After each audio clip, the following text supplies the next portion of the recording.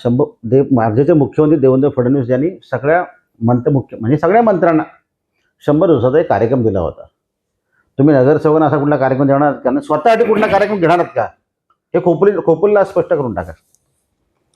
100% खोपोलीच्या नागरिकांना मी सांगू इच्छितो की 100 दिवसाचा जो काय प्रोग्राम असेल तो नगरसेवकांना तर असणारच आहे, पण प्रत्येक नगरपालिकेच्या विभाग प्रमुखाला असणार आहे, प्रत्येक ह्याच्या खाते प्रमुखाला असणार आहे आणि मुख्याधिकाऱ्यांना सुद्धा असणार आहे की आम्हाला एक तुमचं प्रगती पुस्तक आम्हाला चेक करावं लागणार आणि हे खोपोलीच्या जनतेसमोर मांडावं लागणार आहे. कसं आहे की कुठंतरी अकाउंटेबिलिटी राहिली तर माणूस काम करत राहतो. मला कुठल्याही प्रकारचं प्रशासनावर दबाव करायचं नाही, कारण की ती सुद्धा माणसंच आहेत, त्यांच्या आधी भावना जाणून घ्यायला लागणार आहेत. साहेब, मी एक प्लॅनिंग ठेवलेलं आहे की प्रत्येक सफाई कामगारापासून सर्वांच्या पहिल्या मिटिंग घेणार आहेत, छोट्यातल्या छोट्या कामगारापासून, त्याच्या अडचणी दूर करू. मग तो नागरिकांच्या त्याची मानसिकता कधी राहणार की मी लोकांची कामं करू म्हणून, त्यांची मानसिकता चेंज करावी लागणार, त्यांच्या अडचणी सोडवायला लागणार आहेत, इथून सुरुवात करावी लागणार आहे.